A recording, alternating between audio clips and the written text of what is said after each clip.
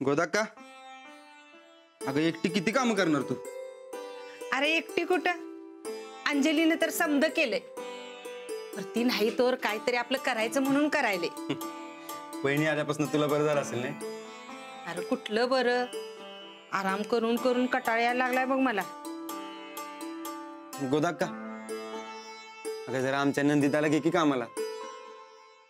अगं नुसतं बसून बसून कटाळा कसा येत नाही कुणास ठाऊक. माझी ताई सभी लई काम करतात. फॅशनची मासिक आणि मोबाईल, दुसरं काय येते तिला? हाच काय काय जेवायला? हे तिसरं काम. तुला दातड काढाय काय झालं ग?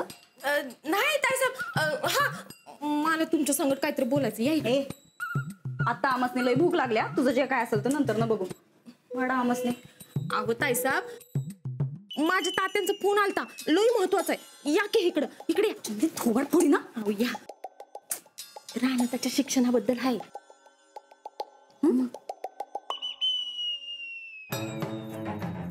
आज सकाळपासून घरात काहीतरी भानगड सारू आहे.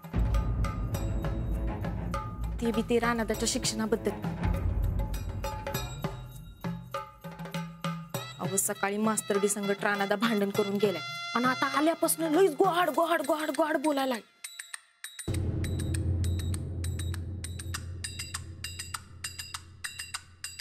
आणि हा फोटो घावलाय म्हण कसला तर.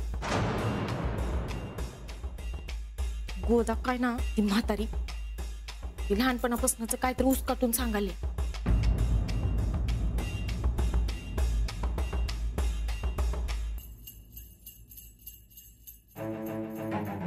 म्हणजे असं समज व्हायलंय तर.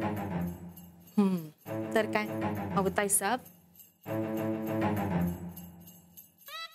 त्या फोटोचं कोणाला बी काय बी समजाय नाही पाहिजे असं राणादान म्हातारी बोलत होती.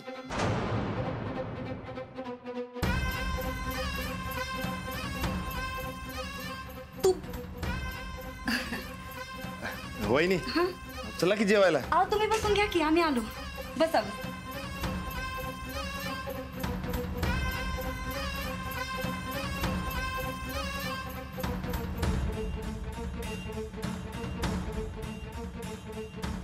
गोदक्का, तू काय सांगितलं नाहीस ना?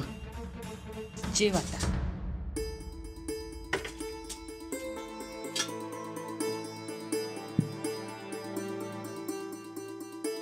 आज मी सगळ्यांसाठी रव्या खोबऱ्याचे लाडू केले, आवडतील ना?